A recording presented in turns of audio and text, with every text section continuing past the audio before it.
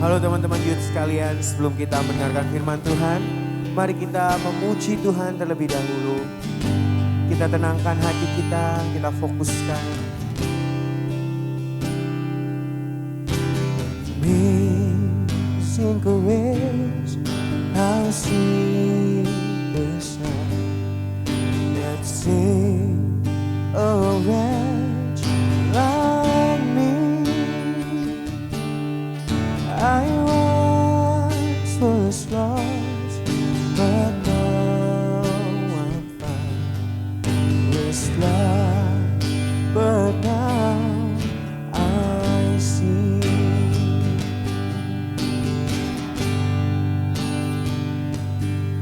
It was grace that taught my heart to feel, and grace my fears relieved. How precious deep that grace appeared beyond our first belief. My chains are gone, I've been set free. My God, my Savior has ransomed me, and light of Lord, His mercy reigns, unending love, amazing grace.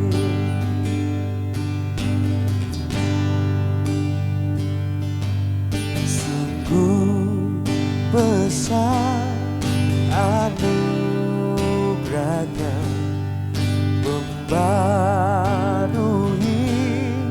hidupku. Dulu sesat, kini bulan buta dicelikan.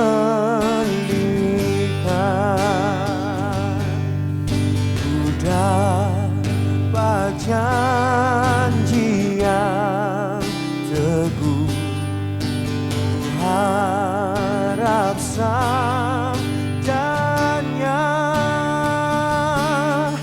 dan Tuhanlah perisaiku, membarui hidupku. My chains are gone, I've been set free.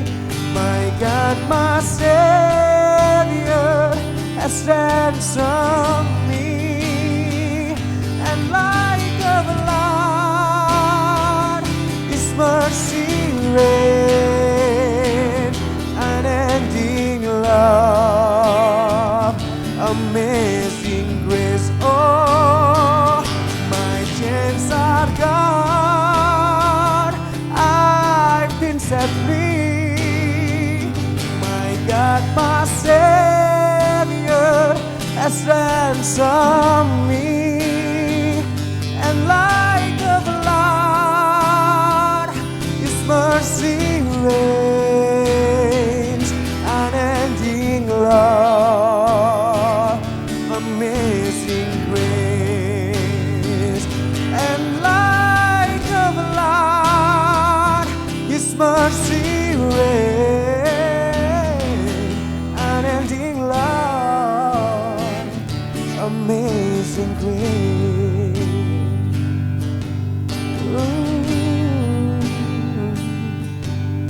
Walau seribu tahun lewat di surga yang mulia, tak berhenti ku bernyanyi, memuji Tuhanku. Hello teman-teman Gibeon Youth, happy Sunday. Semoga kabar kalian semua baik-baik aja ya. aku juga terus berdoa buat kalian semua, supaya di masa-masa seperti ini kita nggak kehilangan iman kita. Tapi justru di masa seperti ini, setiap kita makin mengenal Tuhan makin dalam. Amin, teman-teman. Oleh karena itu, aku ingin terus mengingatkan kalian untuk aktif di dalam komunitas CG dan terus membaca firman Tuhan yang dikirimkan oleh kakak-kakak pembina kalian. Ada daily devotional. Kakak kalian begitu setia membagikan kepada kalian semua. Sekali lagi, ketika kita aktif CG, ketika kita membaca firman Tuhan atau berdoa, bukan untuk mendapatkan keselamatan ya, atau mendapatkan perkenanan dari Tuhan, atau bahkan supaya kalian diberkati. Tetapi ketika kita melakukan ini semua, karena kita sadar akan anugerah dari Tuhan Yesus semata, dan melalui ini semua adalah wujud bagaimana kita ingin menghidupi iman kita, teman-teman. Amin. Oleh karena itu, sebelum mendengarkan firman Tuhan pada hari ini, mari tenangkan hati kita sejenak. Mari tenangkan hati kita di hadapan Tuhan. Mari kita berdoa bersama-sama ya. Tuhan Yesus, kami mengucap syukur atas anugerah-Mu dalam hidup kami. Kami mengucap syukur atas penyertaan-Mu Tuhan selama 1 minggu ini Tuhan. Kami dalam kondisi baik, kami dalam kondisi tanpa kekurangan apapun. Biarkan hati kami terus mengucap syukur kepada-Mu Tuhan. Tuhan, kalau pada kesempatan minggu ini Tuhan kami mendengarkan firman-Mu, biar firman-Mu itu mengubahkan kami dari dalam keluar Tuhan. Bukan hanya liturgi atau rutinitas, tapi firman-Mu itu benar-benar menjadi kerinduan kami Tuhan. Terima kasih Tuhan, kami siap mendengarkan firman-Mu. Di dalam nama Tuhan Yesus kami berdoa. Amin. Beberapa minggu lalu kita belajar bahwa Tuhan itu menciptakan manusia itu sempurna. Dan rancangan Tuhan terhadap manusia itu begitu baik. Dan ketika Tuhan menciptakan manusia itu bukan karena Tuhan kesepian ya teman-teman, atau Tuhan butuh perhatian dan kasih sayang dari manusia atau ciptaannya. Kalau kita ingat bahwa Allah yang kita sembah adalah Allah Tritunggal, dan mereka sudah ada sebelum semuanya ini ada. Dan di dalam ketritunggalannya, mereka sudah ada dalam hubungan cinta kasih yang begitu intim dan sempurna. Tetapi ketika Tuhan menciptakan manusia, yaitu supaya manusia juga menikmati relasi dengan Allah selama-lamanya dan hidup bagi kemuliaannya. Namun relasi itu menjadi rusak ketika manusia jatuh ke dalam dosa. Dan itu kita sudah belajar beberapa minggu lalu. Pada hari ini kita akan kupas makin mendalam, karena ini banyak bersifat hal-hal yang mengandung doktrin dasar. Pada kesempatan kali ini aku mendorong kalian untuk lebih berkonsentrasi ya. Oke, yang setuju katakan yes. Yes, gak apa-apa, di depan layar bilang yes. Itu menunjukkan respon kita waktu kita mendengarkan firman. Dan judul hari ini adalah Sin and God Grace. Dengan kata lain, dosa dan kasih karunia Allah. Seperti biasa, sebelum kita masuk dalam topik lebih dalam, aku ingin bertanya kepada kalian. Bagi kalian yang beribadah dengan melihat tayangan ini, siapa teman-teman yang punya smartphone? Entah itu Android, entah itu yang ada logonya apel kroak ya, atau habis digigit sesuatu. Dan mungkin beberapa kalian juga punya komputer dalam bentuk PC maupun laptop. Tentunya aku yakin kita semua yang melihat tayangan ini pasti kalian pernah menggunakannya dan mungkin kalian punya salah satu dari itu. Betul ya teman-teman? Hal yang paling sederhana adalah ketika kalian melihat tayangan ini pasti menggunakan gadget. Mungkin salah satunya tadi aku udah sebutin ya. Pertanyaannya adalah apa yang kalian lakukan misal gadget kalian itu mengalami error atau hang atau tiba-tiba layarnya nge-freeze ya, sebutin aja, you name it lah. Pokoknya gadget kalian nggak beroperasi dengan baik. Mungkin beberapa dari kalian responnya yang muncul adalah, kalau aku langsung beli baru aja. Waduh, ampun Sultan ya, ampun Bang Jago ya. Tapi itu terserah kalian kalau kalian memang mampu untuk beli baru. Atau ada yang merespon, wah kalau aku tak banting aja kalau ini lagi error. Itu respon yang sangat ekstrim ya. Aku tidak menyarankan hal ini, nanti mengandung kekerasan. Tapi teman-teman, Aku yakin kebanyakan dari kita kalau HP atau komputer kita mengalami error, hal pertama yang kita lakukan adalah mereboot, merestart atau menginstal ulang. Aku yakin kita semua pernah melakukan ini. Dan ini adalah hal yang paling masuk akal ketimbang kalian beli baru atau melempar gadget kalian. Kalau kalian sadar, Alkitab pernah mencatat di dalam kitab Kejadian, seolah peristiwa itu Tuhan sedang meribut dunia yang Dia ciptakan. Walau tidak langsung tercatat seperti itu, tapi ini adalah fakta yang terjadi.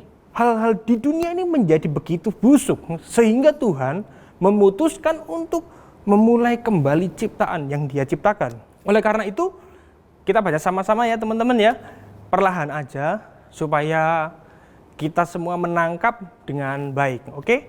Kejadian 6 ayat 5-8. Ketika dilihat Tuhan bahwa kejahatan manusia besar di bumi dan bahwa segala kecenderungan hatinya selalu membuahkan kejahatan semata-mata, maka menyesallah Tuhan bahwa Ia telah menjadikan manusia itu di bumi dan hal itu memilukan hatinya.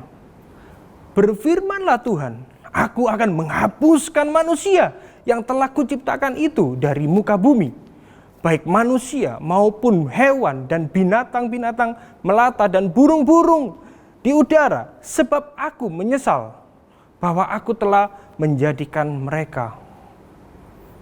Tetapi Nuh mendapat kasih karunia di mata Tuhan. Wow, di sini pasti kalian udah tahu bahwa ini adalah peristiwa tentang Nabi Nuh, air bah, dan bahtera.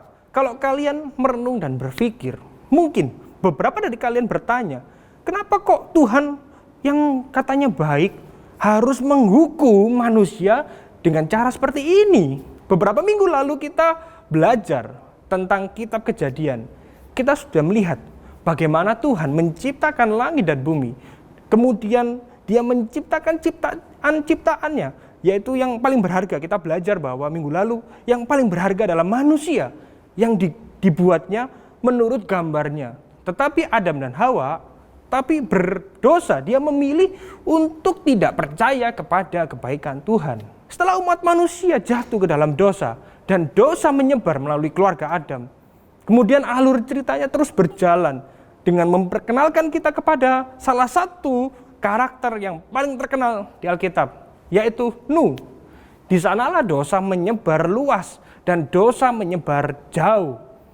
Alkitab mengatakan bahwa Tuhan sangat berduka atas seluruh situasi ini. Dalam bahasa Ibrani yang digunakan di sini adalah terluka, pedih atau patah hati. Tuhan tidak hanya marah atas dosa, tetapi Tuhan merasa berduka dan Dia benar-benar patah hati. Di sini siapa teman-teman yang pernah merasa patah hati? Ya, mungkin kalian yang melihat tayangan ini angguk-angguk mungkin pernah merasakannya. Tapi patah hati di sini beda dengan yang kalian rasakan. Mungkin kalau patah hati versi kalian mungkin gara-gara di PHP, si doi nolak kalian, cinta kalian ditolak, atau kalian patah hati mungkin gara-gara DM kalian di Instagram gak dibales, tapi kok dia update story ya. Itu beda dengan patah hati yang Tuhan rasakan. Kalau patah hati yang Tuhan rasakan itu karena dosa yang diperbuat oleh manusia. Karena manusia melanggar aturan yang Tuhan telah tetapkan. Ketika manusia berdosa, ketika kita berdosa, kita sedang mengkhianati Tuhan yang penuh kasih. Dan itu menghancurkan hatinya, teman-teman. Tapi respon alami kita adalah bertanya-tanya, apakah Tuhan nggak bertindak keterlaluan ya? Kok tampaknya itu Tuhan itu baik? Kenapa kok Dia harus membersihkan bumi ini? Katanya Dia pengasih. Salah satu alasan mengapa kadang kita kesulitan memahami perjanjian lama adalah karena kita cenderung berpikir bahwa Tuhan itu kejam pada saat itu. Dan di dalam perjanjian baru sepertinya Tuhan itu penuh kasih. Dan orang-orang dalam perjanjian baru itu kok enak ya diselamatkan oleh kasih karunia. Tetapi orang perjanjian lama itu diselamatkan dengan melakukan perbuatan baik. Apakah benar seperti itu? Jawabannya adalah Tuhan itu adil. Di mana ada dosa, Dia harus menghukumnya. Tetapi Tuhan itu juga penuh dengan kasih. Ini adalah dua bagian dari Tuhan yang tidak bisa dipisahkan. Bayangkan, kalau sepeda motor kalian atau mobil kalian misal diserempet becak, begitu saja. Kemudian bapak becak itu minta maaf, ngomong, aduh aku nggak mampu untuk ganti rugi. Aduh Pak, minta maaf ya, saya nggak sengaja. Karena tadi saya buru-buru dan saya tadi nggak lihat. Aku percaya kalian mungkin akan memaafkannya. Nggak tega, nggak mentoloh, ya bahasa Jawanya. Tetapi apakah cat mobil atau sepeda motor kalian bisa tiba-tiba pulih, bim salah bim gitu, dengan orang itu minta maaf? Kan enggak ya. Terus solusinya gimana? Ya untuk pulih seperti keadaan awal, kalian harus pergi ke bengkel untuk menservis itu. Terus yang bayar bengkel untuk servis siapa? Ya kita. Supaya kondisi itu kembali seperti awal. Jadi gini teman-teman, ini sama dengan perumpamaan tentang pengorbanan Kristus di kayu salib. Ilustrasi ini adalah ilustrasi yang sehat, gambaran yang sehat dan seimbang tentang Allah yang kita sembah. Dia begitu murah hati dan penuh kasih, tetapi dia juga Allah yang menghukum, namun dia adalah Allah yang senang memberikan anugerah, bahkan yang tidak pantas atau diberikan anugerah itu diberikan kepada mereka yang tidak layak untuk mendapatkannya. Melalui kisah Nuh, kita juga bisa melihat kasih karunia Allah di tengah umat manusia yang mengalami kebobrokan pada masa itu. Di sini Nuh menerima perkenanan dari Tuhan. Nuh adalah orang satu-satunya yang saleh dan keluarga Nuh diselamatkan. Pasti kalian tahu cerita ini. Teman-teman, mari kita lihat dari Kejadian 6 ayat 9 ya. Inilah riwayat Nuh. Nuh adalah seorang yang benar dan tidak bercela di antara orang-orang sezamannya. Dan Nuh itu hidup bergaul dengan Allah. Kita langsung lompat ke ayat 17 dan 18. Oke? Sebab sesungguhnya aku akan mendatangkan air bah meliputi bumi untuk memusnahkan segala yang hidup dan bernyawa di kolong langit. Segala yang ada di bumi akan mati binasa. Tetapi dengan engkau akan mengadakan perjanjianku dan engkau akan masuk ke dalam bahtera itu. Engkau bersama-sama dengan anak-anakmu dan istri anak-anakmu. Wah, luar biasa ya teman-teman ya. Tapi apakah itu berarti Nuh tidak memiliki dosa di dalam hatinya? Jawabannya tentu tidak. Bahkan kita tahu dia mengakhiri hari-harinya dengan aib dan ketelanjangan. Dan itu mendukakan hati Tuhan juga teman-teman. Tapi tadi dikatakan di ayat 9, dia dikatakan seorang yang benar. Benar tidak berarti dia melakukan semua hal yang benar. Apa artinya? Ayat 8 yang sebelumnya kita baca memberitahu kita bahwa Nuh mendapatkan kasih karunia di mata Tuhan.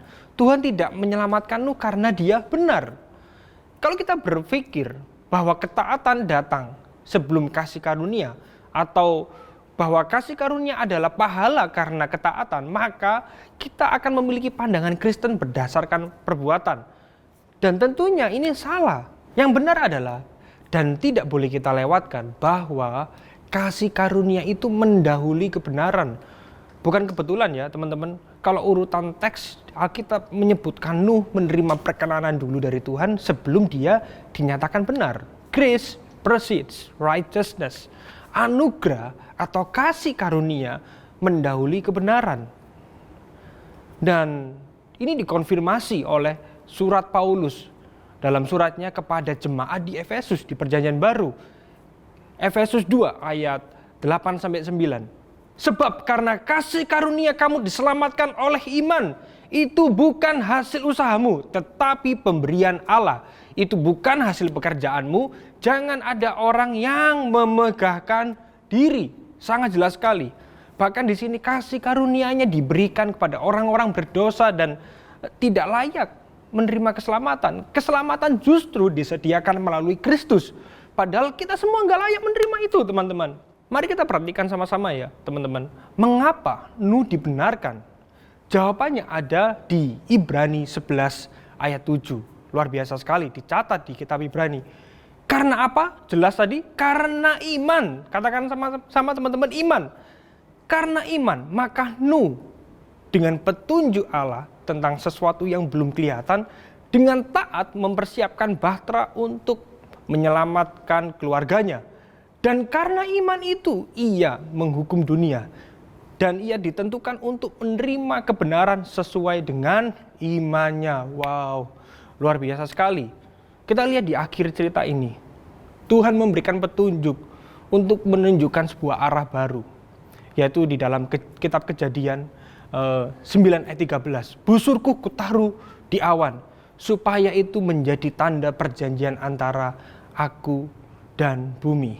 Dia berjanji tidak akan melenyapkan bumi lagi dengan air bah. Hal ini dikaitkan dengan pelangi mungkin, dengan pemandangan yang damai dan hening. Ini menarik ya teman-teman ya. Beberapa teolog menggambarkan itu adalah, Alkitab mencatat itu adalah busur perang Allah, yang arah haluannya itu ditembakkan ke atas, ke langit, bukan di bumi. Makanya pelangi kan melengkungnya ke atas ya teman-teman.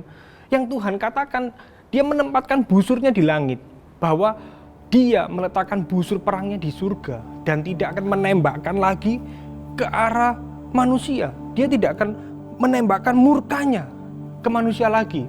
Tetapi kali ini dengan cara yang berbeda, yaitu menyerapnya dalam dirinya sendiri. Yaitu dengan dia mengutus melalui putra tunggalnya yang akan turun ke dunia. Hukuman yang mestinya diberikan kepada manusia, tapi Allah Bapa menyelesaikan masalah ini, dosa ini dengan mengutus anaknya sendiri. Dan saat ini sudah digenapi oleh Yesus Kristus. Dia sudah turun ke dunia 2000 tahun yang lalu untuk menanggung murka Allah, untuk menyerap murka Allah terhadap manusia yang berdosa. Dalam 2 Korintus 5:21 dicatat, dia yang tidak mengenal dosa telah dibuatnya menjadi dosa karena kita, supaya dalam dia kita dibenarkan oleh Allah. Luar biasa sekali teman-teman. Tuhan memberikan kebenaran sebagai hadiah untuk semua orang percaya yang meresponnya dengan iman. Yang Tuhan minta adalah agar kita percaya kepadanya dan berserah sepenuhnya kepadanya.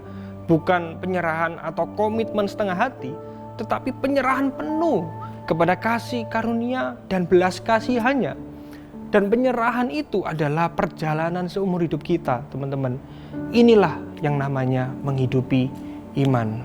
Amin teman-teman. Apa aplikasi sederhana dari khotbah hari ini yang bisa kita lakukan? Nuh mungkin berjuang membuat bahtera, dan bertahun-tahun dia diolok-olok oleh orang sekitarnya karena membuat bahtera. Karena itu mungkin konyol buat orang-orang sekitar, karena nggak ada air kok membuat bahtera. Tetapi hari ini berbeda. Tuhan tidak menyuruh kita membuat bahtera seperti ini. Tugas kita hari ini hanyalah percaya sepenuhnya kepada Injil. Perjuangan kita adalah terus menghidupi iman kita sebagai orang percaya. Walau itu kadang tidak menguntungkan bagi kita, bahkan kadang merugikan kita. Dan mungkin terlihat konyol karena kita percaya pada Kristus. Tetapi yang perlu kita lakukan saat ini adalah menyerahkan hidup kita dan pengharapan kita sepenuhnya kepada Yesus Kristus. Dan tidak kalah penting, perhatiin teman-teman, kita perlu menceritakan kepada orang lain kabar baik yang telah kita terima saat ini, yaitu kabar baik tentang pengharapan dan keselamatan, yaitu melalui Tuhan Yesus Kristus. Amin teman-teman. Mari sejenak tenangkan hati kita. Kalian boleh taruh tangan kanan kalian di dada, pejamkan mata kalian, kita akan berdoa bersama-sama. Bapa di surga, kami mengucap syukur Tuhan.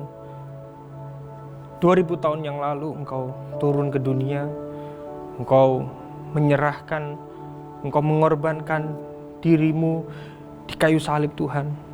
Kami yang mestinya mendapatkan ganjaran dosa Tuhan, tapi karena kasih karunia kami diselamatkan. Kami mengucap syukur Tuhan. Biar kami tidak menyia-nyiakan keselamatan yang Engkau berikan Tuhan. Biar kami pada hari ini yang mendengarkan firman Tuhan menyerahkan hidup kami sepenuhnya dalam tangan kasih-Mu Tuhan. Biar melalui anugerah yang sudah Engkau berikan, kami terus hidup bagi kemuliaan-Mu Tuhan. Dalam sekolah kami Tuhan, dalam keluarga kami, dalam pertemanan kami Tuhan. Hidup kami mau memuliakan Engkau Tuhan. Hidup kami soli Deo Gloria Tuhan. Ketika ada kami Tuhan, Orang-orang sekitar akan melihat terang-Mu Tuhan dalam hidup kami Tuhan. Pakai hidup kami Tuhan, jadikan kami garam dan terang dimanapun kami berada Tuhan. Inilah hidup kami Tuhan. Tuhan, hamba-Mu juga berdoa buat teman-teman yang melihat tayangan ini, mungkin mereka dalam pergumulan, mungkin dalam sakit penyakit, dalam tantangan finansial Tuhan. Biarkan pada hari ini kami terus percaya pada Engkau Tuhan. Keadaan mungkin gak selalu baik, tapi kami punya Tuhan yang baik Tuhan. Kami punya Tuhan yang selalu menopang, memberikan kekuatan. Bahkan Roh Kudus-Mu ada di dalam setiap kami untuk memberikan sukacita Tuhan. Sukacita kami tidak tergantung oleh keadaan, tapi sukacita kami karena kami ingat Engkau sudah mati buat kami Tuhan. Kami sudah menerima mukjizat terbesar, yaitu karya salib-Mu Tuhan, yaitu keselamatan Tuhan. Inilah hidup kami Tuhan. Biar hidup kami tidak berpusat pada diri kami sendiri, tapi hidup kami hanya untuk memuliakan Engkau Tuhan. Terima kasih Tuhan. Kami serahkan hidup kami di dalam tangan-Mu. Dalam nama Tuhan Yesus Kristus kami berdoa dan mengucap syukur. Amin. Thank you teman-teman sekali lagi buat kalian yang sudah melihat tayangan ini. Buat kalian yang ada pergumulan doa secara pribadi, kalian boleh scan QR code di layar kalian atau mengakses link ini. Dan jangan lupa saksikan tayangan minggu depan, karena aku percaya ini akan terus membangun fondasi kehidupan kita melalui firman Tuhan yang Gospel Center. Amin teman-teman, happy Sunday and God bless you.